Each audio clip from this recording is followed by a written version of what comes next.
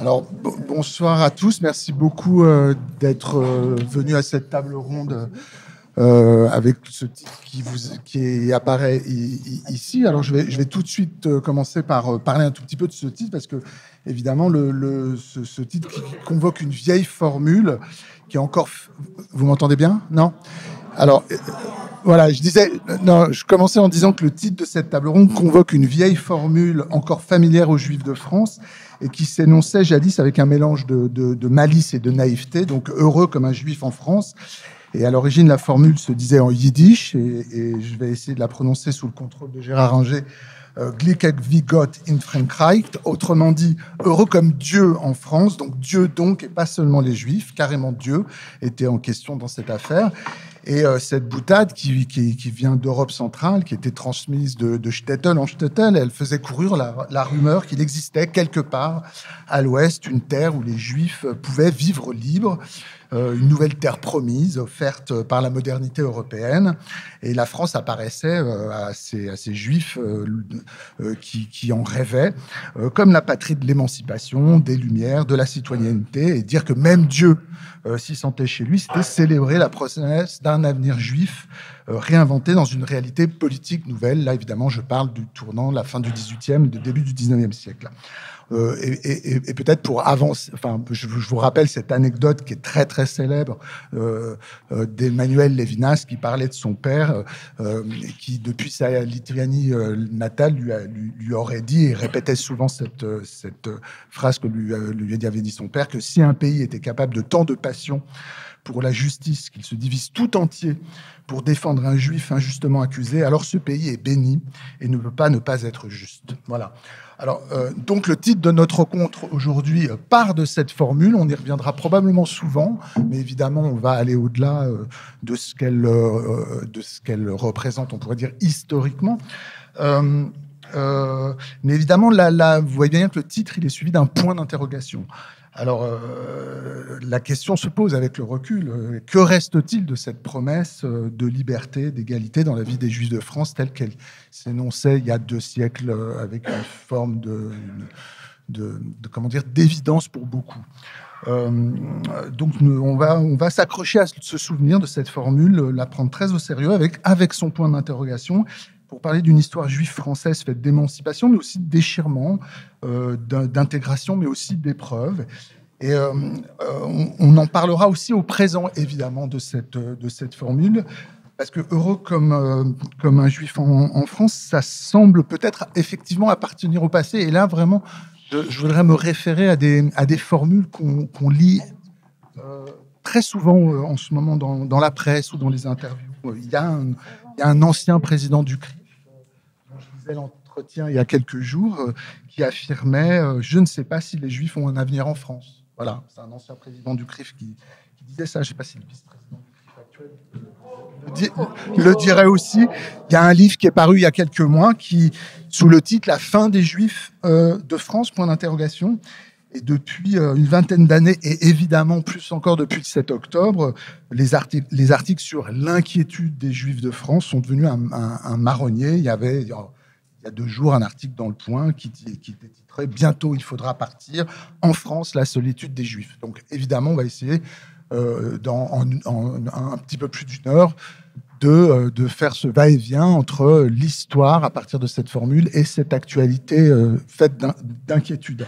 Alors, je remercie vraiment beaucoup Gérard Inger, Johanna Lair, Judith Cohen-Solal et Guillaume Herder d'être avec nous ce soir. Je rappelle que Gérard Inger, vous êtes historien, vice-président d'honneur du CRIF. Johanna Lair, vous êtes historienne, notamment l'auteur de La Torah dans la cité, l'émergence d'un nouveau judaïsme religieux après la Seconde Guerre mondiale, et très récemment d'un livre qui s'est vite imposé comme un travail de référence intitulé « La persécution quotidienne des Juifs à Paris sous l'occupation ». Au nom de la loi. Au nom de la loi. J'avais oublié. Effectivement. Judith Cohen-Solal, vous êtes psychanalyste, mais vous êtes aussi auteur de nombreux essais, à la fois des livres et des documentaires. Vous êtes la co-auteur avec Jonathan Ayoun, d'une grande série de documentaires, j'imagine que beaucoup d'entre vous l'ont vu, sur Arte, l'histoire de l'antisémitisme. Et Guillaume Erner, enfin, vous êtes journaliste, vous animez matinale de France Culture, et vous avez publié l'année dernière un livre passionnant, à la fois un essai et un récit personnel, avec un titre que je trouve assez parfait, J'ai eu des obsessions. Alors, pardon ? Oui. Alors, je vais poser une première question à Gérard Inger, qui connaît bien, et dans ses détails, ce moment où la France émancipe ses Juifs et construit alors immédiatement un mouvement d'espoir dans le monde juif en général en Europe, au point qu'apparaît cette formule d'un bonheur juif en France, heureux comme un juif en France. C'est pas facile. Excusez-moi, parce que je m'entends déjà tellement raisonner que j'ai presque peur. Bien. Est-ce que là, vous m'entendez bien? OK. Donc, alors, évidemment, la question, c'est tout de suite, c'est là, est-ce que la promesse républicaine d'émancipation née en 1780...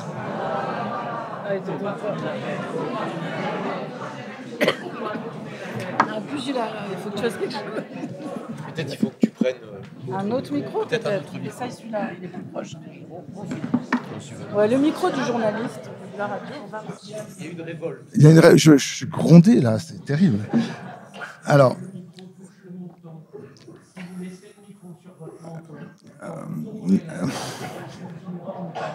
Bon, alors, je reprends ma première question à Gérard Inger, qui connaît bien... cette histoire, notamment dans ses origines, le moment de l'émancipation des Juifs de France au moment de la Révolution française. Première question, la promesse républicaine d'émancipation née en 1791 a-t-elle réellement tenu ses promesses selon vous? Ce fut un acte évidemment fondateur pour la République, mais est-ce que c'est pas aussi presque d'emblée un acte qu'on pourrait aujourd'hui considérer comme un acte qui avait sa part d'illusion également? Bon, lui, c'est Stéphane Bousse, et lui qui modère. C'est un brillant intellectuel qui dirige la revue K et qui dirige également les revues d'études du CRIF. Tout part, en fait, de la phrase de Clermont-Tonnerre en 1791, au moment du débat pour l'émancipation des Juifs. Tout accordé aux Juifs en tant qu'individus, à rien en tant que nation. Ça sera la promesse de tous les régimes, d'ailleurs, sauf naturellement Vichy. Mais cette promesse, elle va connaître différentes étapes. Les Juifs sont reconnus comme citoyens, comme les autres. Il y a 2 points simplement qui vont évoluer dans le temps. Les rabbins, contrairement aux pasteurs et aux curés, ne seront payés qu'à partir de 1831, et le serment spécifique aux Juifs, le serment mores judaico, ne sera aboli qu'en 1846. 31-46, le règne de Louis-Philippe. Les Juifs s'intègrent immédiatement, ou presque immédiatement. Napoléon avait hésité sur les Juifs alsaciens. Il était d'accord pour garder l'émancipation pour les Juifs du comtat venessin et les Juifs bordelais, mais pour les Alsaciens, il avait prévu des décrets qui limitaient quand même leur pleine citoyenneté, et ça devait durer 10 ans, mais en 1818, Louis XVIII a laissé tomber le décret infâme, comme le disaient les Juifs de l'époque. Donc l'intégration se fait, et c'est pas une illusion, et c'est avant la République. C'est largement avant la République. En 1848, il y a 2 ministres juifs dans le gouvernement de Lamartine, Goucho, qui est un financier, et Adolphe Crémieux. Et la question qui se pose immédiatement, c'est l'intégration jusqu'où? En 1845, la femme et les enfants de Crémieux, juifs modérément pratiquants, mais pratiquants et toujours juifs, se convertissent au christianisme. En 1846, un grand financier qui deviendra ministre de Napoléon III, Achille Fould, lui se convertit au protestantisme, peut-être pour marquer qu'il y a une petite différence. Mais l'intégration passe pour beaucoup par la conversion et l'assimilation pure et simple. Alors, il y a beaucoup de mariages qui se font entre des grands aristocrates, comme le prince de Polignac, qui épouse une juive, américaine certes, et fille de Singer, celui qui a inventé la machine à coudre, mais juive quand même. Donc l'intégration, elle se fait, mais elle ne se fait pas toujours comme on pourrait le souhaiter. En 1860, Crémieux crée l'Alliance israélite universelle. C'est aussi une forme d'intégration parce que toutes ces écoles ouvertes dans tout le bassin méditerranéen ont comme langue non pas l'hébreu, encore moins le yiddish qui n'est pas parlé dans la zone, mais le français. Donc c'est une intégration et ça porte à l'extérieur l'image, au travers de ces écoles, l'image de la France. Au point que vous pouviez trouver, il y a encore quelques années, des juifs turcs qui n'ont pas quitté la Turquie et qui parlaient parfaitement le français. Aujourd'hui, ça a un peu changé. Donc, cette intégration, elle existe. Alors, il y a un premier choc qui est l'affaire Dreyfus, mais ce choc n'est pas très grave parce que les Juifs n'ont pas vraiment soutenu Dreyfus. S'il n'y avait pas la famille de Dreyfus, s'il n'y avait pas le sénateur alsacien Scheurer-Kestner et s'il n'y avait pas derrière des gens comme Clémenceau et le J'accuse, les Juifs n'auraient pas bougé. Ils auraient fait le dos rond, mais ils ne suivaient pas nécessairement la famille Dreyfus avant longtemps. Mais là, la République est intervenue et elle a gracié, parce qu'on voulait en terminer, elle a gracié Dreyfus, mais en fait, elle l'a reconnu comme innocent. Et comme le disait Stéphane, c'est allé loin, puisqu'il y a non seulement Lévinas qui en parle, mais dans les livres de Sholem Aleichem, le grand écrivain yiddish d'Ukraine, on parle de l'affaire Dreyfus et de Maître Laborie, l'avocat qui défendrait Dreyfus. Donc, au fin fond des Shtetl d'Ukraine, de Podolie, de Volhynie, de je ne sais où, on était conscient que la République française défendait les Juifs. Alors, il y a eu plein... C'est à ce moment-là qu'il y a l'idée de la France comme Nouvelle Jérusalem. La Nouvelle Jérusalem, en tous les cas, se formule comme ça aussi mythologiquement, en tous les cas, comme un juif en France. Le franco-judaïsme, oui. La Nouvelle Jérusalem, certains l'ont dit.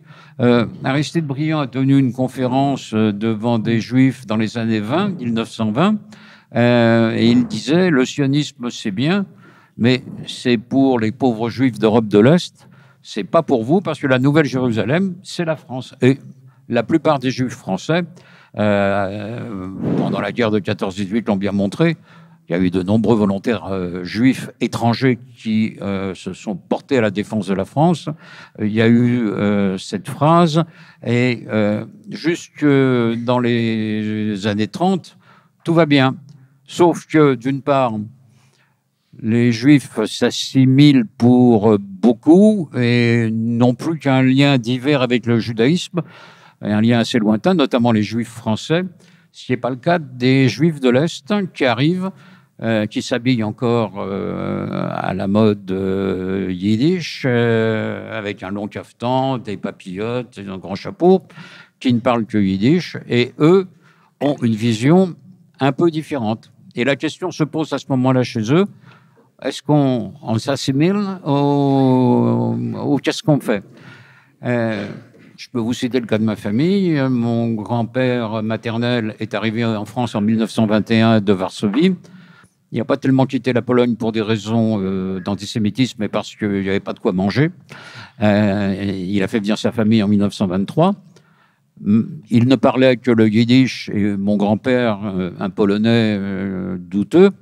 Et immédiatement, ils ont mis ma mère et mon oncle dans une école juive, mais une école juive française, qui est l'école Lucien de Hirsch, où ma mère a passé son certificat d'études.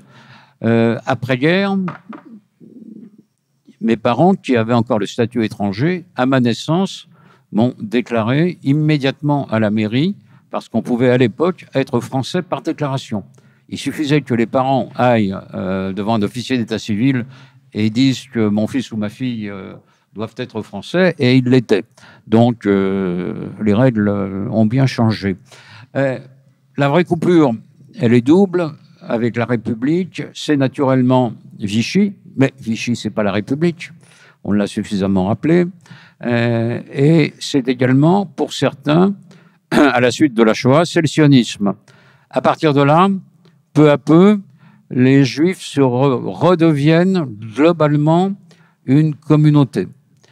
Et ça change la donne parce que tous ceux qui, avant-guerre, étaient prêts à s'assimiler, qui se sentaient très peu juifs, Raymond Aron, par exemple, reprennent conscience de leur judaïsme à des degrés divers.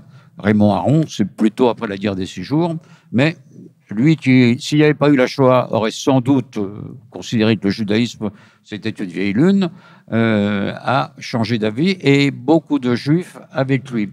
Alors, oui, quand c'est la République, on peut dire que globalement, la République a joué le jeu à l'égard des Juifs, mais quand la République vacille, c'est pas toujours le cas. Même en 1938, quand le gouvernement français accueille Ribbentrop à Paris en novembre 1938 pour parler d'un pacte de non-agression, Ribbentrop demande que les ministres juifs du gouvernement, il y en avait 2, dont Jean Zay, ne participent pas aux réunions et aux réceptions. Et le gouvernement français, brillamment, a accepté. Donc, ça montre que quand la République commence à vaciller, effectivement, la situation pour les Juifs n'est pas bonne. Mais la question assimilation, intégration, ou, pour ceux qui veulent vivre pleinement et uniquement leur judaïsme, l'ALIA, c'est une question qui s'est posée à tous les moments et à toutes les époques. Merci Gérard.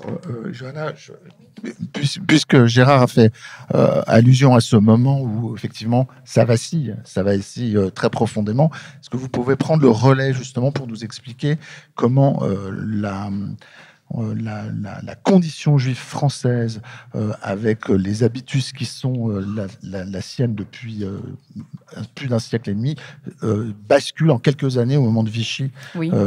Je rappelle que vous avez écrit ce grand travail sur la spoliation des Juifs de France, et vous montrez qu'il y a la machine bureaucratique d'un côté, mais qu'il y a aussi un environnement social beaucoup plus large qui le déborde et qui montre que c'est peut-être plus poreux que ça entre République d'un côté et basculement En fait, je pense qu'il est important de comprendre que cette phrase « heureux comme Dieu en France », enfin comme un juif en France, elle vient aussi, elle tire sa force de la loi, c'est-à-dire de la référence aussi au fait que les juifs ont acquis des droits de citoyens, qu'ils étaient pleinement égaux en France, et c'est ça la grande nouveauté. Ce qui veut dire que dans l'imaginaire et dans la réalité vécue, les juifs avaient des droits, ils pouvaient être protégés par l'État. Il y avait un arsenal de lois qui les protégeait comme tout autre citoyen. C'est ça qui est intéressant à observer dans le moment de bascule de l'occupation. Parce que les Juifs ont été précisément persécutés sur le sol français au nom de la loi.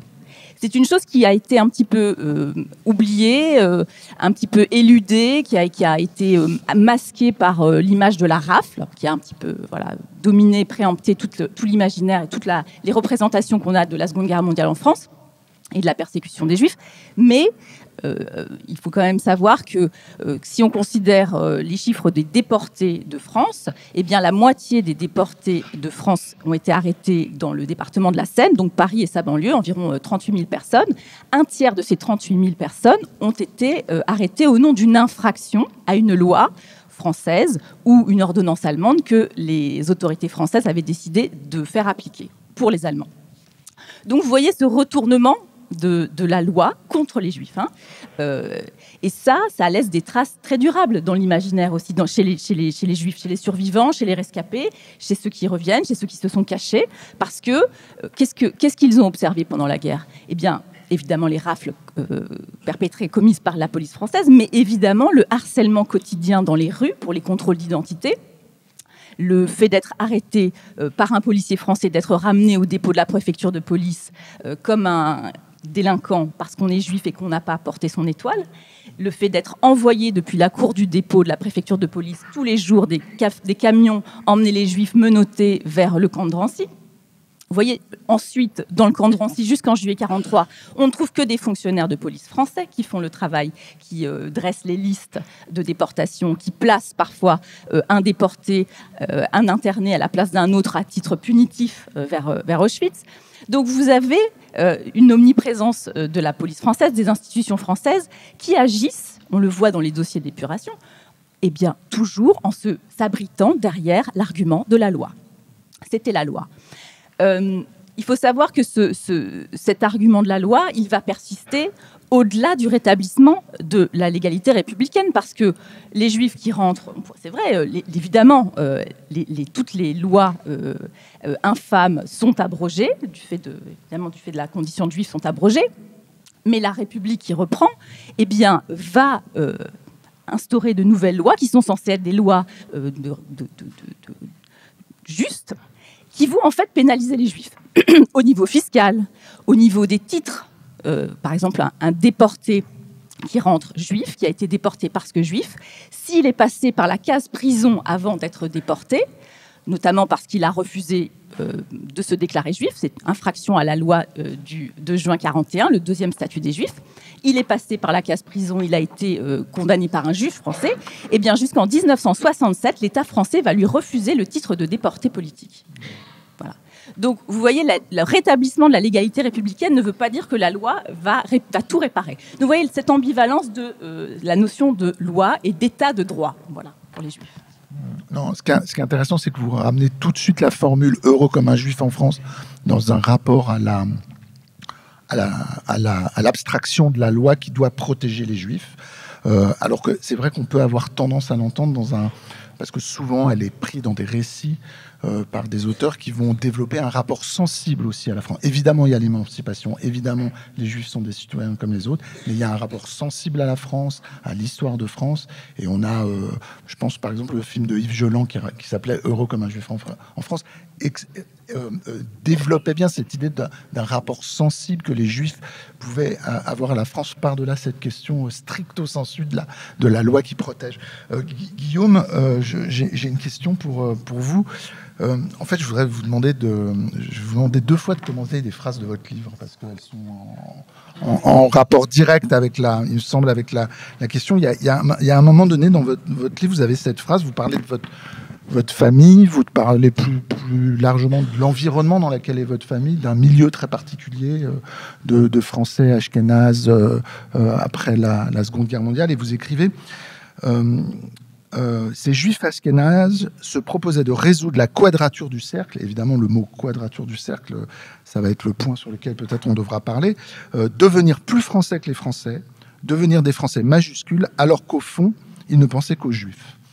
Moi, ce qui m'intéresse, c'est la tension, la dialectique étrange, presque l'antinomie entre cette promesse ou ce désir de vouloir être plus français que français, et puis au fond toutes les pages dans lesquelles il y a ce passage traduit comment dire un monde où on se subjectivise à l'écart du reste, en marge de cette société à laquelle on appartient, on veut lui appartenir, elle nous donne de la place, et pourtant il y a quelque chose comme un écart qui demeure. Oui, mais effectivement, il y a quelque chose dans le domaine de la loi, dans le très bon livre de Johanna Lehr, et j'ai appris 1000 choses que j'ignorais, et comme tu l'expliquais tout à l'heure, à quel point donc les Juifs qui ont été exterminés l'ont été au nom d'une loi française ou d'une infraction à la loi. Et je pense que en le lisant, j'ai découvert les raisons d'une partie du comportement des miens. Moi, je suis issu d'une famille qui est, alors effectivement, statistiquement rare, mais très banale dans le milieu juif. Autrement dit, des gens qui venaient de Pologne, comme la famille de Gérard, qui étaient ailleurs, puisque c'était la profession la plus immédiate. Et mes grands-parents paternels ont eu l'idée un peu étrange, pendant la Seconde Guerre mondiale, de se cacher à côté de Drancy, donc à côté du camp. Comme quoi, bon...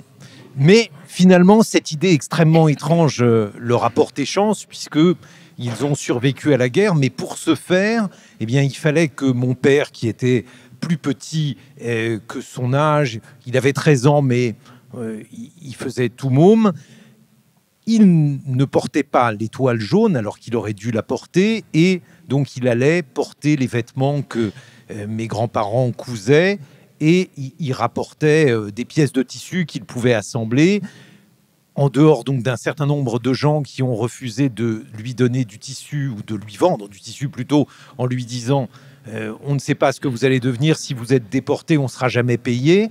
D'autres ont accepté quand même qu'il soit donc le factotum, et qu'il puisse emporter et rapporter ces pièces de tissu. Si je vous raconte ça, c'est parce que, à mon avis, ça crée effectivement une expérience unique par rapport à la loi. C'est-à-dire qu'à la fois, c'était des gens qui étaient extrêmement sourcilleux de la loi, qui avaient peur de tout, qui avaient peur de la gardienne de l'immeuble, qui avaient peur d'une contravention, et qui, dans le même temps, ne pouvaient pas quand même être extrêmement confiants ni en la nature humaine, puisque ça crée, je crois, une fibre assez misanthrope, ou en tout cas, à juste titre, on peut douter de la bonté des êtres, puisque tout autour d'eux, les histoires n'étaient que des histoires de trahison, non pas de trahison sur des choses mineures, mais de trahison pour des questions de vie ou de mort. C'est-à-dire que toute mon enfance, j'ai été bercé par l'histoire de la nourrice qui a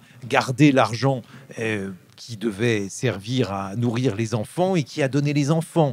J'ai été bercé par des histoires de gardiennes qui donnaient les ménages juifs dans les immeubles où ils habitaient à Belleville.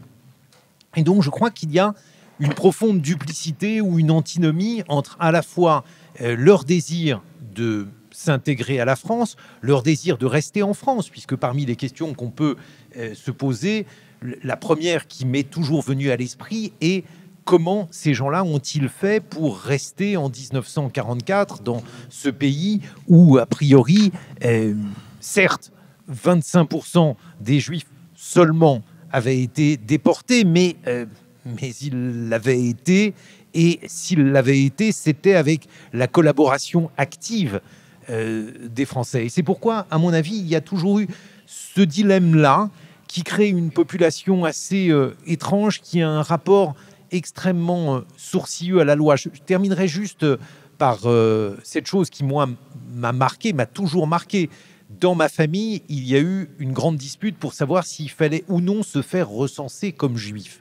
Et mon grand-père maternel a soutenu le point de vue qu'il ne fallait pas aller se faire recenser, et qu'il fallait à tout prix donc désobéir. Il a survécu, et ceux qui, dans la famille, ont finalement cédé à l'injonction de la loi, eux, sont partis.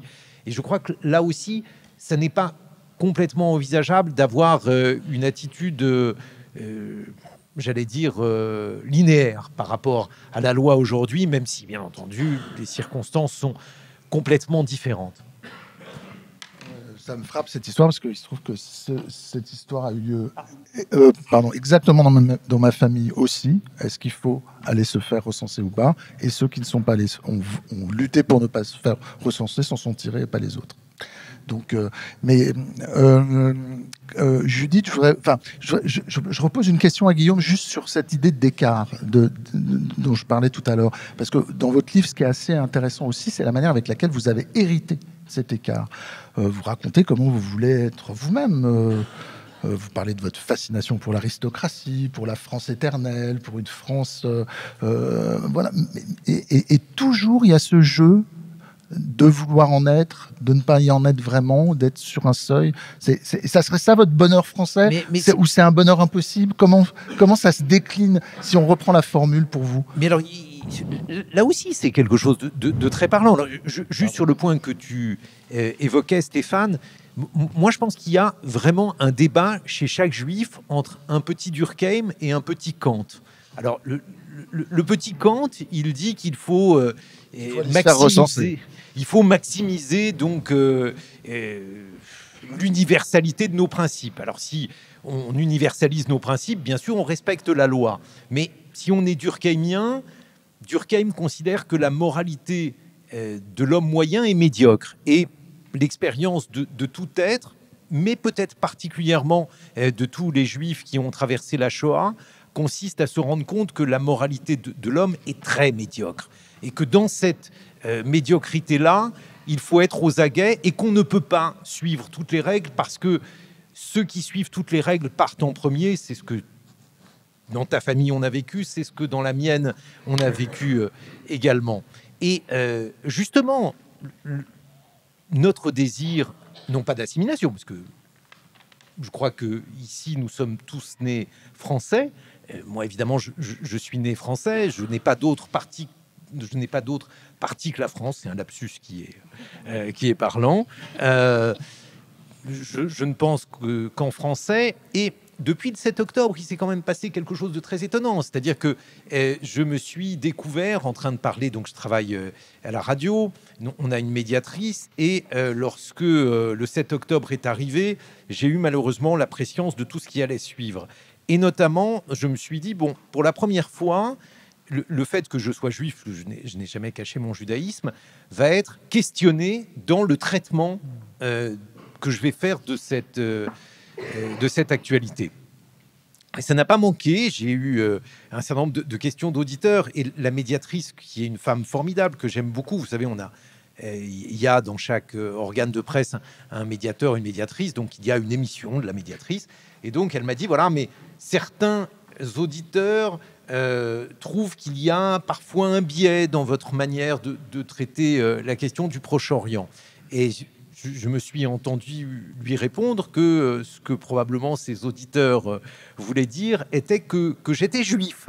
Et c'était la première fois que je devais dire, parce que je ne voyais pas en fait de moyen de m'y soustraire, que j'étais non seulement journaliste, mais un journaliste juif, ce qui n'était pas la même chose. Et pour vous dire la vérité, sur la question du 7 octobre et sur le traitement de la question israélo-palestinienne, moi je pense que si on pouvait, il faudrait ne faire traiter cette question que par des Palestiniens et des Juifs. Ce que je veux dire par là, c'est que nous n'avons pas découvert l'existence de Gaza et le 7 octobre. Cela fait des années que nous sommes habitués à cela. Et le fait d'être, évidemment, d'avoir un long passé, une longue période de rumination par rapport à cette question, assure justement une certaine profondeur, une certaine densité que certaines personnes qui sont devenues expertes en matière de géopolitique du Proche-Orient n'ont pas. On reviendra sur ce que le 7 octobre a pu changer tout à l'heure, parce qu'effectivement, c'est une question un petit peu lourde et je pense qu'on s'est tous rendu compte que quelque chose avait changé en profondeur sur le thème qui nous occupe aujourd'hui. Judith, je voudrais vous poser une question. Comme vous l'avez bien remarqué, depuis tout à l'heure, on ne parle que finalement des Ashkénazes. Et c'est un hasard que ça tombe sur moi, donc en fait. Non, alors pas du tout. C'est lié au fait que je sais que vous travaillez sur un film dont le sujet est assez passionnant, puisque vous voulez suivre le parcours dans votre film de deux familles juives tout au long du siècle, en fait, comme vous voulez appuyer, comme vous voulez appuyer votre film sur des archives filmiques, familiales, vous voulez raconter deux familles, une famille ashkénaze et une famille séfarade. Et évidemment, je peux pas m'empêcher de vous poser une question qui a à voir avec la manière avec laquelle, par exemple, là on voit miroir de la condition des Juifs. Mais est-ce qu'il y a une condition des Juifs de France? Là, on a parlé en fait on est très vite arrivé sur la manière avec laquelle la Shoah avait introduit un gouffre à l'intérieur de l'histoire de la France et des Juifs et de notre modernité. J'aimerais savoir comment vous verriez peut-être un historien sur une pluralité des expériences et des conditions. Alors le projet, merci Stéphane, le projet qui est donc un projet en cours, c'est un documentaire sur les Juifs de France de 1945 à nos jours. Et l'idée, c'est d'utiliser justement, puisqu'il fallait avoir une idée originale, parce que là, en ce moment, c'est pas... On doit constater que finalement, proposer un film sur ce sujet, un documentaire, ça n'est pas évident, puisque les diffuseurs avec lesquels on a l'habitude de travailler, et un que je ne nommerai pas, même dit oui, mais alors si on fait ça, il faudrait faire aussi le même sur les musulmans de France. Pourquoi pas? Mais bon, voilà. Donc, on sent bien qu'il y a une petite frilosité, en tout cas une crainte, justement d'avoir un biais ou de favoriser les uns en dépend des autres. Donc tout d'un coup on se retrouve comme ça dans cette expérience un peu particulière, mais parlons juste du projet qui était donc de prendre des films de famille, c'est-à-dire de trouver une famille qui avait suffisamment de films amateurs pour étayer au fil de leurs films et avec des images d'archives évidemment plus larges, la période des Juifs de France de 45 à nos jours. Et on a assez vite trouvé, parce qu'il y a pas mal de banques de documentaires amateurs, que j'ignorais d'ailleurs, que ce soit en Israël parce que les gens les ont donnés, ou même ici en France et à l'INA, et on a trouvé des films de famille ashkénaze. Bon, on n'a pas trouvé de film de famille séfarade, et donc on a cherché, on a fait un peu d'appel, on a été voir des gens. Finalement, on a trouvé une famille. Enfin, d'abord, juste pour la recherche, c'était très intéressant parce que il s'agissait de savoir, comme c'est de 45 à nos jours, c'est ça qui est intéressant, c'est que on a dit, oui, alors des juifs séfarades, c'est-à-dire des juifs d'Afrique du Nord, des juifs qui sont venus avant, des juifs turcs ou grecs, alors non, est-ce que les juifs tunisiens ou marocains, ça peut rentrer là-dedans? Et alors, on a dit non, alors finalement, ça peut pas faire à partir de 45, puisqu'ils n'étaient pas français, ils étaient sous protectorat français, mais ils étaient encore dans un statut d'indigène, et bien qu'ils allaient dans les écoles françaises. Donc déjà, il y a eu une petite tension entre donc, mon co-auteur, Jonathan Ayoun, toujours, qui lui est d'une famille tunisienne, et moi qui suis une famille originaire d'Algérie, dont la grand-mère est venue d'Alsace en Algérie, parce que chacun raconte un peu. Et donc, moi je disais non, mais c'était pas français, tandis qu'en 45, les Juifs d'Algérie, c'était la France. Donc, une fois qu'on a réglé d'ailleurs cette question, qui n'était pas évidente, puisque finalement, dans sa famille, les Juifs, ils se sentaient français. Et il y a beaucoup de Juifs du Maroc aussi qui se sentent comme tels, mais comme on voulait couvrir depuis 45, nous avons cherché une famille de Juifs d'Algérie. Alors finalement, on en a trouvé une ou deux qui nous a dit qu'ils avaient en effet des archives familiales, personnelles, qu'ils étaient très contents de nous les montrer, mais pas qui passent à la télé. Et non, ils n'étaient pas du tout, alors encore moins d'accord pour eux commenter cette affaire, parce que l'idée c'est que justement il y ait des générations actuelles qui puissent commenter, raconter un petit peu ce grand-père, cet arrière-grand-père, et qu'ils ne se voyaient pas du tout passer à la télé, parler de ça. Et là on a, je dirais pas découvert, mais très intéressant ce statut donc des Juifs d'Algérie qui au fond disent parce qu'une fois on a dit parce que comme vous êtes juif algérien, la personne a dit non, alors écoutez, si vous m'insultez, on va pas s'entendre en fait. On est des juifs d'Algérie, on n'est pas des juifs parce que nous, madame, on était français. Oui. Donc il y a quelque chose dans l'histoire des juifs d'Algérie qui est très particulière, puisqu'en fait ils ont vécu un exil, mais ça ne porte pas le nom d'exil. Parce que certains même nous ont dit, alors qu'ils avaient 12 ans quand ils sont partis d'Algérie, oui, en fait, on n'a fait que de passer d'un département à un autre. Alors, oui, on pourrait imaginer ça comme ça, sauf que pas exactement. Évidemment, ce qui se passait en Algérie n'était pas ce qui se passait dans d'autres départements de France, notamment cette question des indigènes qui n'étaient pas français. Elle ne se posait pas dans un autre endroit. Par ailleurs, les Juifs d'Algérie étaient, pour certains, avaient une présence. On pense que les Juifs d'Algérie ont été là depuis l'Antiquité.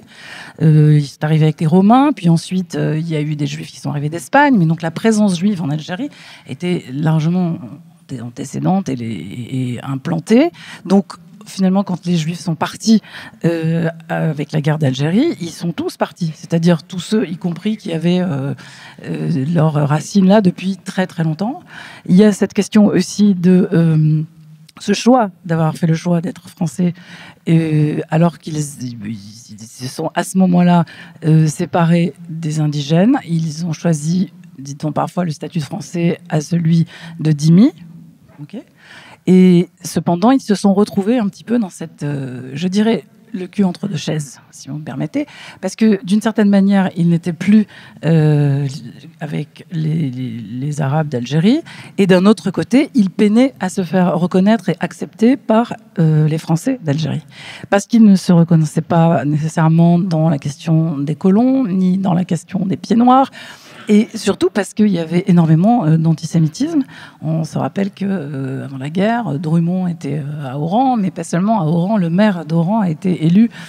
Dans son programme, il y avait justement de l'antisémitisme et l'idée d'abroger la loi Crémieux. Donc cette loi qui, en 1870, a permis aux Juifs de devenir français. Donc ce statut-là de français en Algérie, très particulier, fait que d'une certaine manière, une fois qu'ils sont arrivés là, déjà, c'était très compliqué. En fait, ils vivaient déjà cette difficulté à être intégrés et à se faire accepter par les Français. Donc, ils vivaient finalement entre Juifs. Ça m'a rappelé, en cherchant un petit peu là-dessus, ça m'a rappelé cette blague qui ne se passe pas en Algérie, mais qui se passe en Belgique, où il y a une manifestation entre les Flamands il y a une opposition entre les Flamands et les Wallons, et la police arrive et dit, bon, alors maintenant ça suffit, les Flamands à droite, les Wallons à gauche. Et là, il y a un petit groupe de gens, et Moshe qui dit, et nous, les Belges, on se met où? Voilà. Et donc, il y a cette idée que finalement, une manière d'être français d'Algérie, et on veut montrer qu'on est donc plus français. C'est pour ça que si vous dites que c'est des Juifs algériens, ça va pas, parce que c'est une lutte en fait, une lutte pour accéder à ce statut de français. Et encore, en arrivant alors en France, ça recommence. Et il faut justement lutter parce que l'accent pied noir, parce que dans tous les cas, on n'est pas considéré comme français, parce qu'il y a une confusion entre les pieds noirs, les colons et les Juifs qui finalement ont un statut assez particulier. Et toute cette histoire, elle n'est pas du tout... je dirais que c'est quelque chose une histoire qui est extrêmement refoulée, dont on parle pas ou peu, dont il y a quelques livres qui ont raconté des souvenirs de famille, et dernièrement, évidemment, des films ou des documentaires qui parlent de l'Algérie et des Juifs d'Algérie. Benjamin Stora, qu'on connaît bien, a travaillé sur la question, beaucoup. Mais à la fois, ça reste quelque chose qui est périphérique. En tout cas, les gens ne veulent pas raconter cette histoire. Les Juifs d'Algérie ne veulent pas raconter cette histoire. Ils veulent être encore aujourd'hui dans cette sensation que nous, on est des Français. Donc, quoi l'histoire? Quel exil? Quel traumatisme? Non, en fait, ils n'en veulent pas. Et je me suis aperçue moi-même, parce que chacun a parlé de sa famille, que moi, il se trouve que ma famille est venue en 1958 et que donc elle n'a pas vécu la guerre. Et je me suis aperçue que vraiment j'appuyais tout le temps sur cette idée qu'ils sont venus avant. Et j'ai mis beaucoup de temps à entendre que finalement ce que je voulais dire, c'est que eux, ils s'étaient pas fait foutre dehors. C'était leur choix. Ils étaient venus en France parce que eux, ils étaient français et donc ils sont venus délibérément. Ce qui n'a pas empêché ma mère d'être dans la dépression quand elle est arrivée à Grenoble, parce que franchement, passer de la ville de Tlemcen en Algérie à Grenoble, et elle est institutrice, et elle s'est retrouvée complètement perdue, en fait. Et justement, il n'y avait pas d'autres, il y en avait très peu, Juifs d'Algérie, donc ils étaient vraiment considérés, justement, comme des indigènes qui étaient arrivés là. Et c'était très compliqué. Et cette question de l'exil, vraiment, c'est quelque chose qu'on a pu vivre dans les familles. Et encore une fois, qu'on raconte très peu. La nostalgie, cette difficulté à s'intégrer, tout ça. Et je ne parle pas du fait que ma mère, donc, qui était institutrice, racontait que pendant la guerre, on est venu la chercher. Il a fallu qu'elle sorte de sa classe parce que, en fait, c'était Vichy. Et à Vichy, le décret Crémieux s'est suspendu pendant Vichy. Donc, ils ont arrêté d'être français, ces Juifs d'Algérie, à ce moment-là. Évidemment, ils n'ont pas vécu ce qui a été la Shoah. Il y en a certains qui étaient partis en France. Et donc, dans ma famille, il y a des gens qui étaient partis en France et qui ont été déportés ou qui sont revenus ou pas. Mais ça, c'est une histoire qui n'est pas évoquée non plus. C'est-à-dire qu'on ne reconnaît pas particulièrement. Donc, je pense que c'est Juifs français d'Algérie. Et peut-être aussi, d'ailleurs, ceux du Maroc ou de Tunisie, parce qu'ils n'ont pas non plus... On n'en parle pas tellement. C'est une histoire d'intégration très particulière et qui reste un peu invisibilisée, on va dire. Je voudrais qu'on aborde des questions qui sont liées à notre actualité. Là, Guillaume a parlé de ce qui se passait pour lui dans son métier depuis le 7 octobre. J'ai évoqué quelques titres de livres qui mettent en doute la persistance du bonheur juif français. Gérard, je voudrais avoir votre avis sur cette question. Est-ce que vous avez le sentiment qu'on vit un moment quand même extrêmement particulier. Alors évidemment, on va parler du 7 octobre, parce que je pense que ça a changé énormément de choses, mais c'est en vérité sans doute une période qui dure depuis une vingtaine d'années et qui est aussi coordonnée à des mouvements de départ d'Europe et de France. Moi, vous avez rappelé que je m'occupe d'une revue qui s'appelle la revue K, l'Europe, les Juifs, et un des points de départ de la revue, c'était de constater la baisse démographique des Juifs européens, chose dont on ne se rend pas bien compte en France, parce qu'au fond, il faut que vous ayez en tête que la moitié des Juifs européens vivent en France. Mais malgré tout, il y avait des mouvements d'Alia, il y avait des discussions, il y avait des articles qui sortaient sur les Juifs de France, point d'interrogation, qu'en est-il des Juifs de France? Donc c'est quelque chose qui dure depuis depuis, je dirais, 20-25 ans. Alors évidemment, tout se précipite depuis le 7 octobre, où là, c'est, comme je le disais tout à l'heure, probablement un marronnier que cette idée d'une inquiétude fondamentale avec une interrogation sur rester ou partir. Et là, il y aurait quelque chose comme la fin de l'histoire d'un bonheur, véritablement. Et je voudrais savoir, vous qui rencontrez les communautés à travers le pays, comment vous abordez ce point. Ce point, on l'aborde, bien entendu, mais l'antisémitisme en France ne date pas du 7 octobre.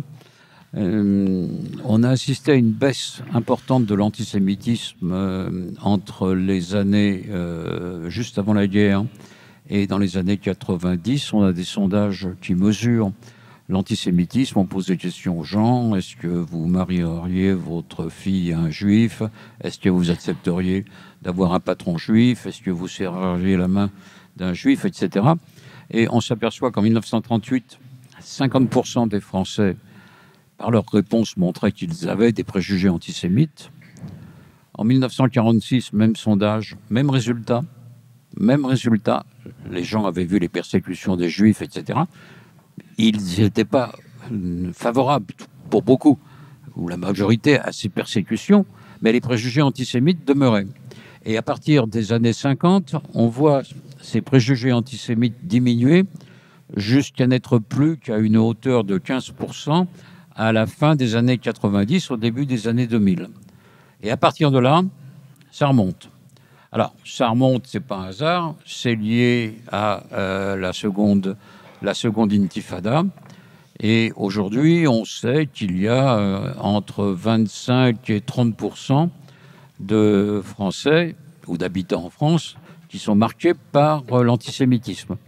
Donc, presque le double de ce qui se passait il y a 25 ans. Alors, ça veut dire aussi, malgré tout, que 75 ou 70% des Français ne sont pas antisémites, mais ils sont souvent indifférents.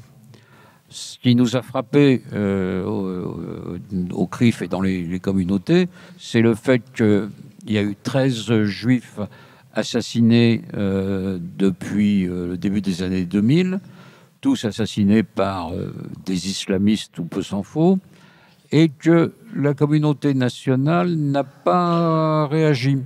Après les meurtres d'Ozar Hatorah à Toulouse, on a eu des défilés, mais des défilés d'hommes et de femmes politiques et de juifs. Les Français n'ont pas bougé. Et les juifs se sentaient très seuls. Les choses ont changé avec Charlie Hebdo. Là, les Français sont aperçus que les meurtres ne concernaient pas que les juifs et qu'eux aussi étaient menacés. Ça a changé le regard. Mais les Juifs ont été très sensibles à ce qui s'est passé à l'Hypercacher en 2015. Et là, il y a eu une alia très forte. Autant, chaque année, depuis les années 2000, on voit 2000 Juifs à peu près quitter la France pour Israël. Ce qui ne veut pas dire qu'il n'y a pas d'autres Juifs qui partent pour les États-Unis, le Canada, l'Australie ou n'importe où, parce que ça, on n'a pas de chiffre. Mais ce chiffre est monté à 6000 à peu près en cette année 2015. Il a rebaissé ensuite et on se retrouve avec le 7 octobre où l'antisémitisme qui couvait devient quelque chose de visible, et qui éclate à la figure des Juifs de France quand, dès le 8 octobre, on parle de génocide, on parle de meurtre de masse, on parle de blocus, etc., avant même quasiment que l'armée israélienne n'intervienne à Gaza. Donc on est là devant une situation grave, indéniablement. On a des sondages qui montrent qu'en 2020, il y avait 6% des Français qui considéraient que les Juifs n'avaient pas leur place en France. En 2025, c'est 12%. Alors, ces attaques contre les Juifs, on sait très bien d'où elles viennent. Elles viennent de trois secteurs. Elles viennent de la communauté musulmane. Quand je dis de la communauté musulmane, c'est d'une partie de la communauté musulmane. On ne fait pas de l'essentialisme ni de racisme. La majorité des musulmans n'est pas dans cette affaire-là, mais ce sont des musulmans qui agitent l'antisémitisme en France, qui tuent, clairement, qui blessent, et ils sont soutenus par une partie de l'extrême gauche, clairement, on le sait. Il y a un parti qui se distingue brillamment par ses actions quasiment antisémites tous les jours, puisqu'on voit même un député LFI aller se recueillir sur la tombe d'un des assassins des athlètes juifs israéliens à Munich. Donc c'est véritablement, faut pas se le cacher, de l'antisémitisme. Et cet appui de ce parti à la communauté musulmane renforce l'antisémitisme d'une manière dialectique, et ça pose un sérieux problème. Donc une partie des musulmans, une partie de l'extrême gauche qui considère classiquement que les musulmans sont aujourd'hui les damnés de la terre et qu'il faut les défendre. Ce sont eux les nouveaux prolétaires. Le moins qu'on puisse dire, c'est que ça mériterait un jugement un peu plus affiné. Quant à l'extrême droite, il y a une volonté de dédiabolisation de Marine Le Pen et de son entourage. Elle a condamné les propos de son père sur la Shoah et autres. Elle n'est probablement pas antisémite. Ça, il ne faut pas se raconter d'histoire. Elle ne l'est probablement pas. Mais il y a un fond xénophobe. Il y a autour d'elle un cercle antisémite qui fait que l'antisémitisme d'extrême droite, on le voit dans les sondages, est pas beaucoup plus faible que celui de l'extrême gauche. Donc les Juifs de France ont affaire à tout ça avec le choc du 7 octobre, et ils n'ont pas tellement l'occasion de se réjouir. Jusqu'à présent, les départs pour Israël ont été faibles. Cette année 2025, il est probable qu'il soit plus important, ce qui fait que la communauté juive qu'on pouvait estimer à 500 000 dans les années 60-70, aujourd'hui, c'est probablement 400 000. Alors, il ne faut pas désespérer pour autant, pour une raison d'abord forte, c'est que le pouvoir, quel qu'il soit de gauche, du centre ou de la droite classique, n'est en rien antisémite, et la police fait son travail, encouragée par le ministère de l'Intérieur, quel que soit le ministre. La justice a commencé à faire son travail depuis une dizaine d'années. Avant, elle ne comprenait pas de quoi il s'agissait. On a un cas, il y a une douzaine d'années, où un individu a écrit « mort aux Juifs » sur un bâtiment de la SNCF, et il a été condamné pour dégradation de biens publics. Aujourd'hui, Alain Soral a pris 1 an de prison ferme. Donc l'état d'esprit a changé. Donc la grande différence, par exemple, certains disent les années 30, etc. La grande différence, c'est que les pouvoirs publics mènent une politique de lutte contre l'antisémitisme. Et la phrase de Manuel Valls, la France sans les Juifs ne serait plus la France, c'est quelque chose qui est ressenti véritablement par toute la classe politique.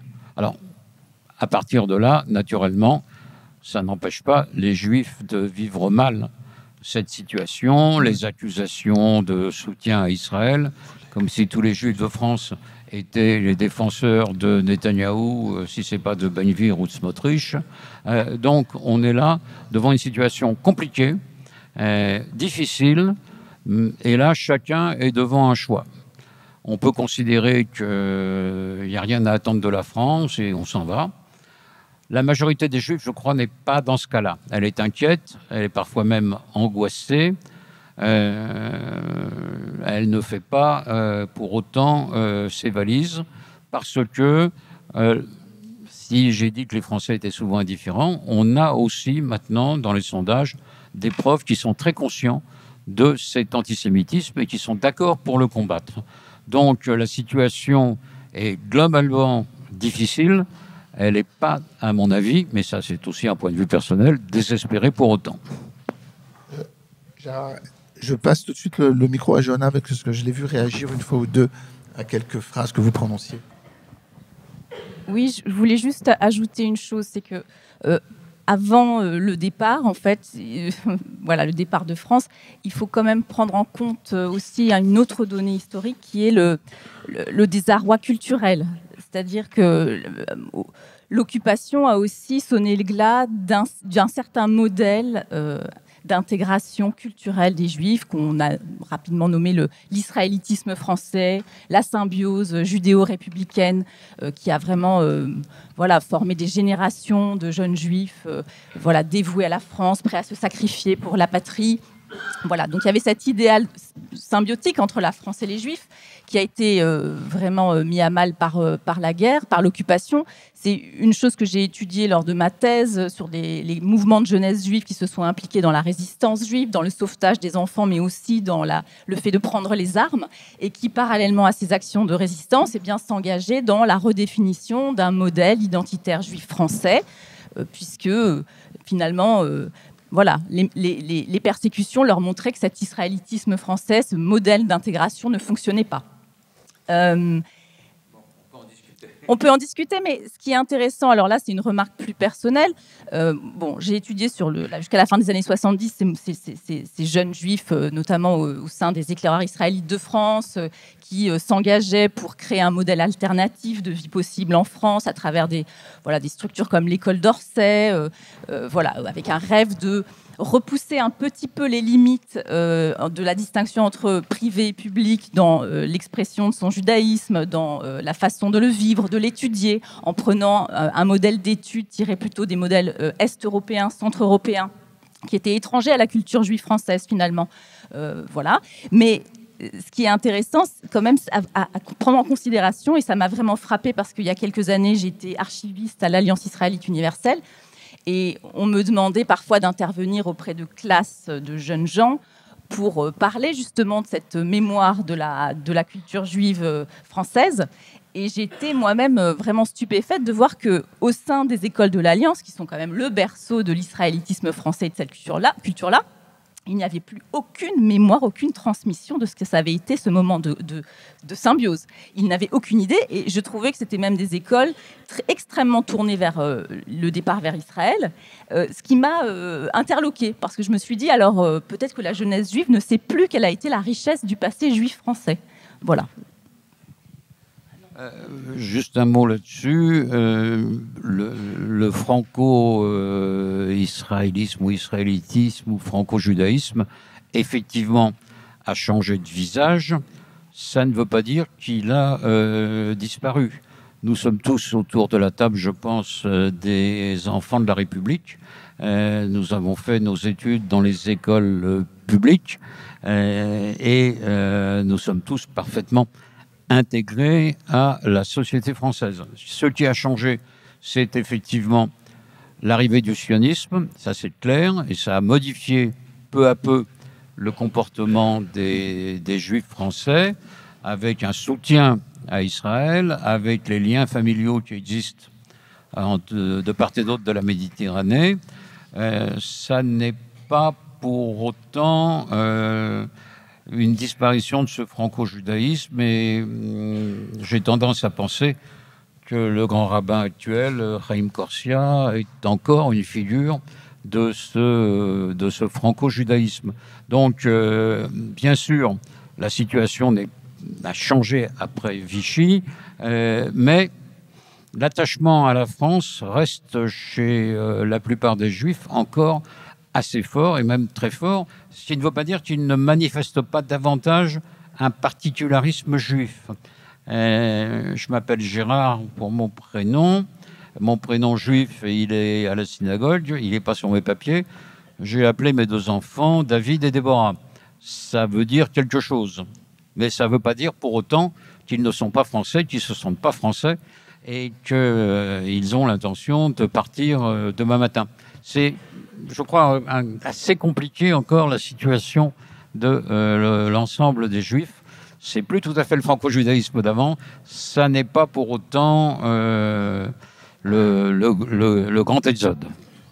Non, ce n'est pas le grand exode, mais bon, alors je prends un tout petit peu le contre-coup sur un point. C'est la grande inquiétude. Oui, c'est la très grande inquiétude, c'est le très grand sentiment de solitude, c'est le sentiment, un mot qu'on a employé tout à l'heure, d'un écart qui revient. La question de l'antisémitisme, elle est presque secondaire à ce moment-là. D'ailleurs, vous voyez comme certains qui sont accusés d'antisémitisme disent « Mais attendez, j'ai jamais été condamné pour antisémitisme. La loi ne m'atteint pas sur ce point-là. » Donc, il y a quand même un sentiment... Alors, un sentiment... On peut en discuter de ce sentiment, mais qui est largement partagé, d'une très grande inquiétude. Et il faut, elle est difficile à mesurer. Il faut savoir quoi en dire. Et effectivement, l'arrivée du sionisme, mais l'arrivée du sionisme, c'est quand même une longue affaire maintenant.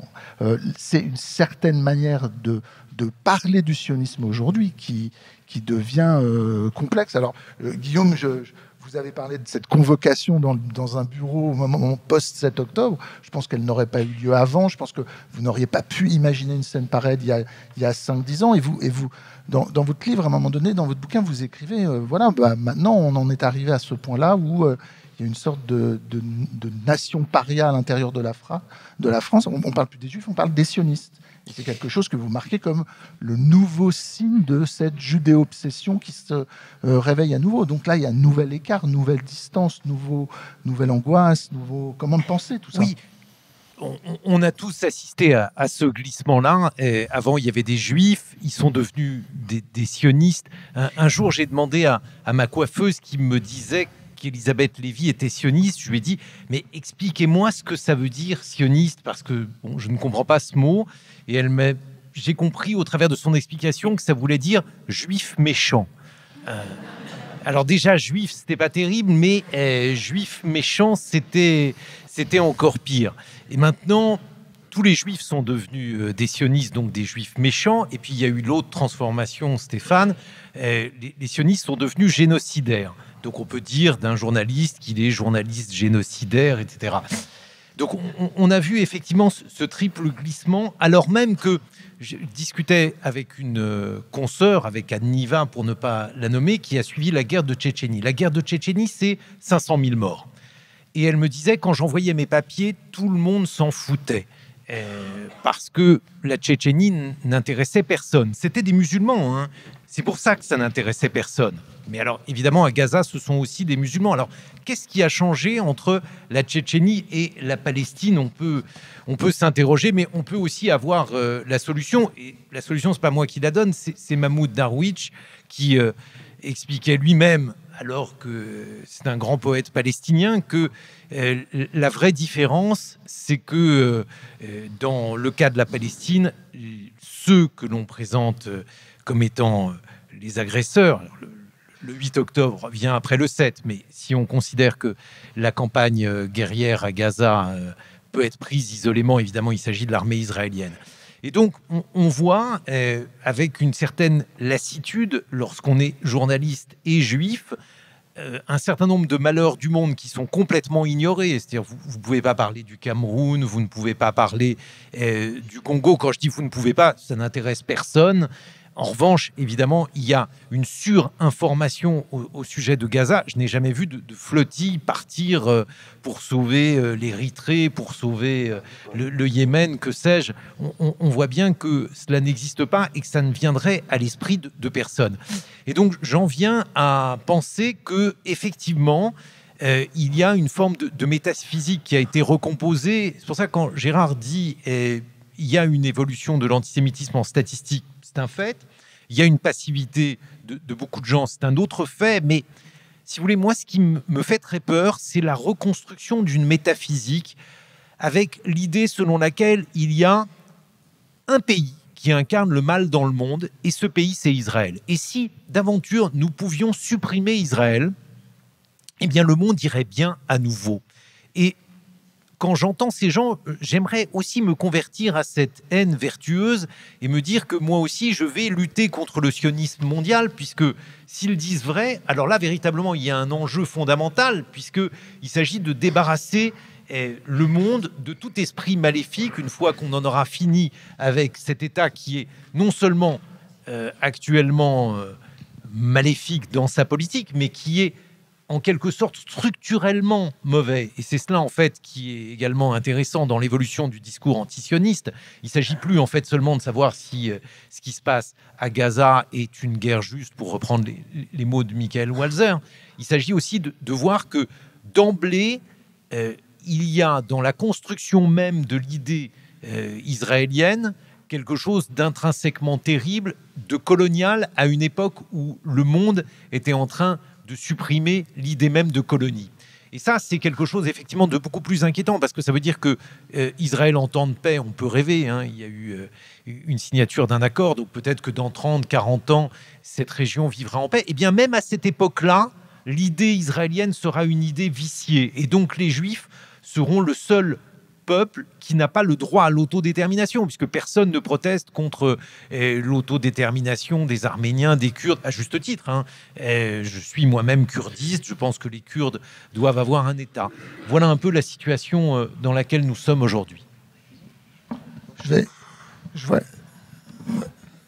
Judith, sauf si tu veux tout dire quelque chose sur cette situation post-7 octobre dont on parlait, mais comme je vois qu'il reste qu'un quart d'heure et que je veux absolument laisser quand même la possibilité à ce que quelqu'un dans la public pose une question.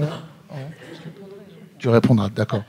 Et que je ne dois pas déborder. Ouais, il reste une vingtaine de 15 minutes. Est-ce que quelqu'un veut poser une question ou pas? À ce moment-là, je vois 2 micros qui se promènent. Je vois voilà.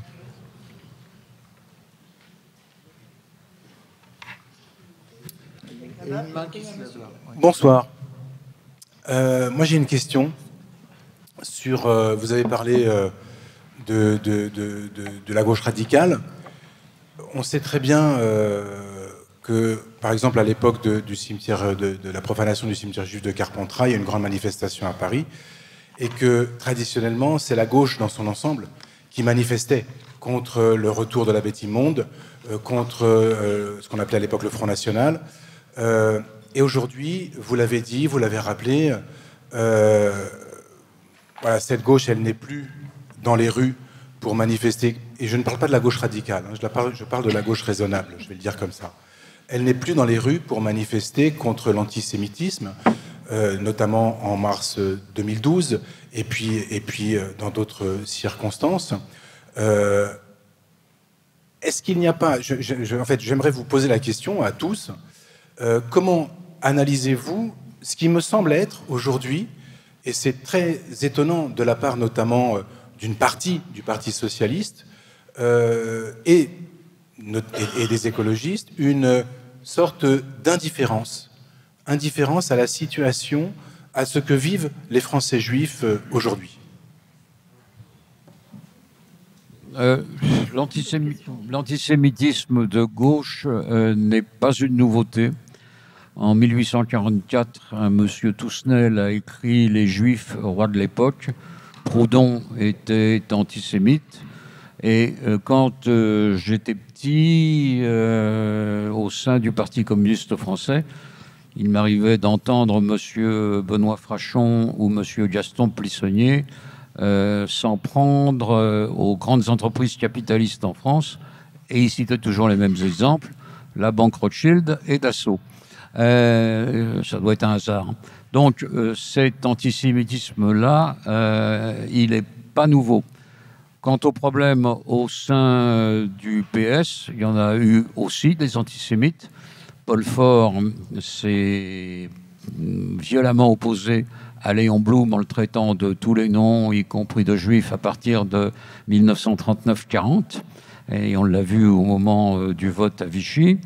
Et dans la situation actuelle, au-delà de cet antisémitisme qui existait, il y a clairement un choix politique de certains, soit de se rapprocher de LFI, soit de s'y opposer. Et donc, vous avez des gens qui ont une attitude où on parle de génocide et de tout ce qu'on veut, et d'autres qui ont une attitude beaucoup plus mesurée. Donc, et c'est à peu près à 50-50. Donc, là-dessus, il faut voir comment les choses vont évoluer. Mais aujourd'hui, il y a clairement un parti qui a choisi son camp et qui n'a pas peur de déformer la réalité. Quelqu'un d'autre veut répondre autrement à la question de... Ouais.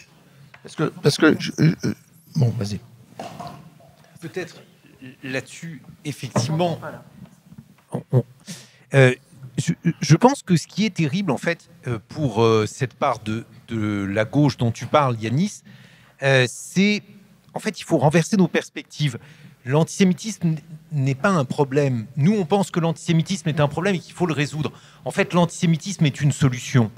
Et à partir du moment où on a compris que l'antisémitisme était une solution, on voit le problème auquel on est confronté. Il y a un épuisement du logiciel de gauche qu'on pourrait développer, mais que l'on voit tous, parce que on a un effondrement du marxisme, une suppression d'un certain nombre de grands penseurs, et puis des antinomies très fortes avec des questions qui sont des questions très éloignées de la question sociale, comme les questions de genre notamment. Et donc, dans ce registre-là, la seule chose qui peut réunir en fait les trois tendances de la gauche, c'est-à-dire l'anticapitalisme dont parlait Gérard, l'anticolonialisme, et là on retrouve la question israélienne, et puis le troisième aspect, c'est une question d'insécurité culturelle qui là aussi rejoint une partie du discours de la gauche. Le point commun de ces trois choses-là, c'est le juif et donc l'antisémitisme. Et c'est la raison pour laquelle je suis extrêmement inquiet, parce que je me dis que plus cette portion-là de la gauche sera épuisée, plus elle voudra lutter contre la social-démocratie qui représente pour elle une forme de monstruosité, plus le juif sera une solution et plus nous serons désemparés face à des scènes que Gérard évoquait tout à l'heure et qui sont tout de même effrayantes. Je veux dire, le fait qu'un député français... Alors, je ne sais pas s'il a démenti ou pas, s'il a... Non. Bon, bah alors dans ce cas-là, c'est purement effrayant. Je vais peut-être dire quelque chose sur l'indifférence dont vous avez parlé. Je pense qu'il y a quelque chose qui est dans le statut du juif et en France et la question de la Shoah, tout ce temps qu'on vient de passer sur des questions de la mémoire de la Shoah et sur le juif en position de victime.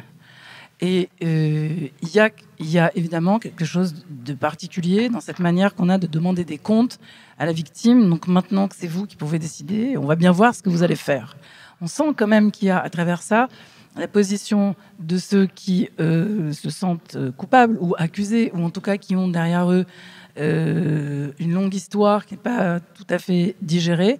Je pense aussi à tous ces pays qui sont donc vent debout pour sauver Gaza de la colonisation, qui sont donc tous des pays qui avaient des colonies, qui n'ont pas tout à fait, ni en matière d'esclavage, ni dans d'autres matières, fait de mea culpa particulier ou géré cette question-là au niveau de la mémoire, qui aujourd'hui, moi j'ai l'impression, lavent aussi à bon compte des fautes qu'ils ont l'impression d'avoir eu à porter déjà depuis plusieurs générations. Parce qu'on voit bien qu'il y a beaucoup de questions autour de « ça suffit les juifs, la victime »,« ça suffit les juifs, les pleureurs ». Parce que vous dites « c'est indifférence ». Quand on voit des gens qui ont arraché en effet des affiches sur lesquelles il y avait des bébés qui avaient été pris en captivité, on se dit non mais c'est pas possible, là, il y a quelque chose d'inhumain, parce que qu'est-ce qu'on va arracher la photo d'un bébé qui est pris en otage?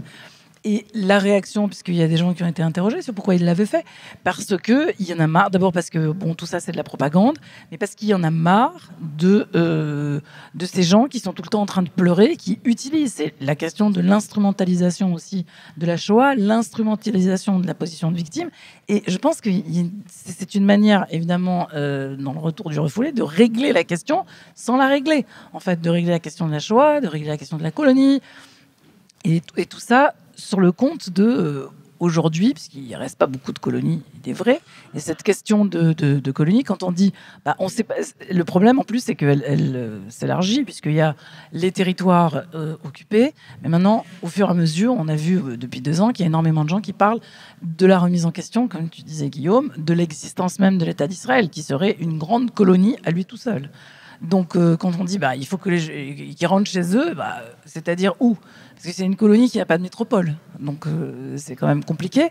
Donc, ils devraient rentrer dans des pays d'où ils viennent. Enfin, cette question de les Juifs qui sont là, d'une certaine manière, en train de nous jouer les pères la morale, qui passent leur temps à demander des comptes aux uns et aux autres. Ces plaques qu'il y a partout, dans les écoles, dans les rues. Là, aujourd'hui, on leur demande des comptes. Et je pense que c'est aussi là-dessus, en partie, que se crée la confusion entre alors, je ne sais pas s'il faudrait qu'elle ne soit pas confuse, mais entre juifs, israéliens, sionistes, tout ça pareil. C'est pour ça qu'on demande des comptes aujourd'hui à des juifs, y compris dans les écoles primaires. Il y a des enfants qui disent « Ah non, juif, je ne veux pas parler avec toi, tu assassines des bébés ». Donc, il y a quelque chose dans cette confusion, en tout cas dans ce seul trait-là, quelque chose qui vient régler évidemment une question qui est en Occident, parce qu'on a bien compris tous que ça n'est pas le sort des Palestiniens particulièrement qui est que beaucoup de gens, en majorité, et je ne dis pas que les Palestiniens ne souffrent pas, et je ne dis pas que c'est horrible ce qui se passe, c'est pas ce que je dis. Mais ce que je dis, c'est que je mets en doute l'intérêt réel du sort des Palestiniens chez tous ces gens qui, en fait, ne cessent de l'amener là et de s'en prendre aux Juifs pour leur demander des comptes. Et je ne mets pas en question, encore une fois, les gens qui luttent et qui font des choses pour ce qui se passe là-bas.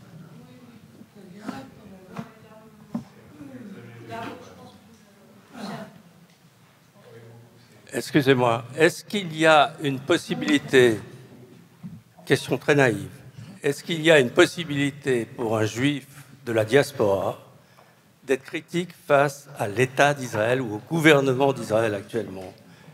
Est-ce que c'est possible, ou est-ce que, comme M. Netanyahou le dit tous les matins, dès que vous n'êtes pas d'accord avec nous, vous êtes antisémite? Je passe la parole à qui veut, mais la réponse est tout à fait sans conteste oui. Et la littérature scientifique, que ce soit des articles, des livres, le prouve absolument tous les jours, depuis toujours. Et en tout cas, officiellement, l'État d'Israël ne dit pas ça. L'État d'Israël dit tous les Juifs sont. Ce n'est pas l'État d'Israël, c'est le gouvernement, le gouvernement israélien actuel. Si on peut ne pas essentialiser toute la population israélienne. Cette confusion se faisait déjà quand ce n'était que le Likoud ou que ce n'était parfois le Parti travailliste. On disait les Juifs, c'est Israël, Israël, c'est les Juifs. Non, mais tel agenda politique de tel homme politique israélien à un moment ne concerne que lui. La preuve est, si vous regardez la bibliothèque infinie qu'il peut y avoir sur le sionisme, sur Israël, venant de la diaspora ou d'Israéliens, la critique, elle est partout, la discussion, elle est partout. Et pour moi, cette question n'a absolument... ne repose sur rien de réel, en fait. Je ne sais pas si... Non, la position des Juifs, de toute façon, à l'égard d'Israël, n'est pas nécessairement celle de M. Netanyahou. Donc, là-dessus, il peut dire que tous ceux qui ne sont pas avec moi sont contre moi. Le monde entier est contre nous. Ça, c'est un discours de la droite israélienne qui est soutenu non seulement par une bonne partie de la population israélienne, mais qui existe aussi en France. J'ai tendance à dire qu'en France, il est minoritaire, mais les Juifs français ont du mal, dans beaucoup de cas, à s'opposer à la politique israélienne, quoi qu'il pense de M. Netanyahou et des gens qui l'entourent. Donc on est là dans un malaise qui est réel du côté des Juifs français. Les positions individuelles existent et elles sont très variées, du soutien total à Netanyahou jusqu'au refus non moins total. Des personnes comme Delphine Orwiller ou Anne Sinclair ont pris clairement position à titre personnel. Quand on parle de l'ensemble des Juifs, comme le CRIF peut prétendre plus ou moins les représenter, on est obligé de tenir compte du point de vue des uns et des autres. Et au CRIF, on a écrit clairement dans les statuts qu'il faut 2 États. C'est écrit dans les statuts du CRIF, mais on se garde, sauf quand on a des excès insupportables, de critiquer la politique de tel ou tel gouvernement israélien, parce que sinon, c'est la division immédiate, et cette division ne profitera en tous les cas pas aux Juifs. Alors ça, je peux rebondir sur une chose. C'est une vraie question, que la question de la division et de l'unité. Je vais vous donner un exemple. Je m'occupe d'une revue et il m'arrive de recevoir pour le même article, exactement le même article, des gens qui vont me dire « vous êtes un sioniste génocidaire » ou des gens qui vont me dire « vous êtes un complice du Hamas ». Le même article.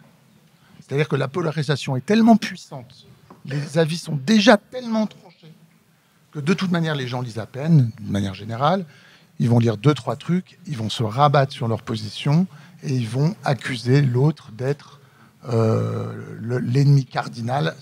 Et là, en l'occurrence, c'est complice du Hamas, complice des terroristes, ou sioniste, fasciste, génocidaire. C'est très intéressant, mais c'est quelque chose de fréquent. Et par ailleurs, un des arguments permanents, c'est celui de l'unité. Au nom de l'unité des Juifs, il y a des choses qui ne peuvent pas être dites, ou pas maintenant, ou pas comme ça. Comment ? Alors on leur répond, mais unité avec qui ? Avec Smotrich ? Unité comment ? Enfin, on voit bien que c'est un grand débat. Et si on vit probablement un très grand moment antisémite, depuis quelques années, il y a quelque chose qui va devenir de plus en plus, à mon avis, manifeste, c'est qu'on vit une grande crise interne du monde juif et de ses positions, à la fois en Israël et dans la diaspora. Voilà. Mais je pense, encore une fois, monsieur, que quand vous dites qu'il y a une sorte d'injonction à ne pas... Je pense que vraiment, c'est une vue de l'esprit. Ce n'est pas la réalité, vraiment. Les gens... Enfin, voilà. Oui, je voudrais déjà vous remercier pour la qualité de votre intervention, de vos différentes interventions. Et j'ai une question qui est culturelle. Et, je voudrais savoir, entre les séfarades et les ashkénazes, est-ce que la question moyen-orientale, puisque vous la posez, est-ce qu'il y a une appréciation différente au niveau culturel ? Merci pour vos réponses. Alors, on ne peut pas faire d'essentialisation, je pense, parce qu'on ne va pas dire tous les séfarades, tous les ashkénazes, mais il y a des séfarades turcs et grecs qui ont vécu la Shoah en France et qui n'ont pas la même, ou bien même en Grèce, et c'est quelque chose de différent, on va dire. Mais je sens une inquiétude particulière, peut-être, en effet, chez les Juifs d'Afrique du Nord, parce qu'ils ont l'impression qu'on est en train de refaire le film. Donc oui, ils ont cette sensation que finalement, eux, ils se sont déjà fait foutre dehors de l'Algérie, qu'ils vont se faire foutre dehors de la France et d'autres pays par une force plutôt arabo-musulmane, arabo-islamiste. Et c'est quelque chose auquel ils sont plus sensibles en ces termes-là. C'est-à-dire qu'ils disent, enfin... en fait, j'ai envie de dire, ça, justement, cette question du trauma refoulé, qui en fait revient là, à l'état pur, et qu'il est très difficile de discuter justement avec eux, parce que c'est directement dans l'affect, c'est directement dans les tripes, c'est une angoisse, c'est une peur existentielle d'être mis à la porte, de ne plus pouvoir exister, de ne pas pouvoir s'installer quelque part, s'ancrer, et cet attachement à la France, et c'est très douloureux. Donc en fait, ils ont des réactions assez épidermiques, dans le sens de la France, ça y est, c'est foutu, mais dont les ashkénazes ne sont pas exemptes. Et bon, on peut voir ça aussi justement dans ce balancier de certains juifs qui se sentent rassurés aujourd'hui par le Rassemblement national, on va le dire comme ça. Et là, il y a aussi parce que Serge Klarsfeld, qui en a dit quelques mots, lui, il n'est pas séfarade ni d'Algérie. Et il y a une idée comme ça qu'on cherche désespérément quelqu'un qui va enfin dire quelque chose. Et ça rejoint aussi la question de l'indifférence.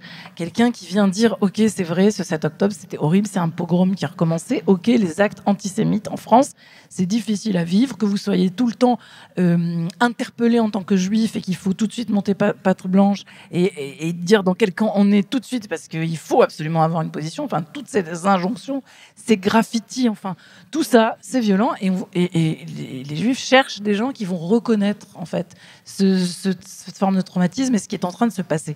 Parce que oui, il y a une forme de déni, de minimisation, d'euphémisation de la difficulté qui est en train de se passer. Et à ce moment-là, on est tenté d'aller entendre le chant des sirènes, comme on peut dire.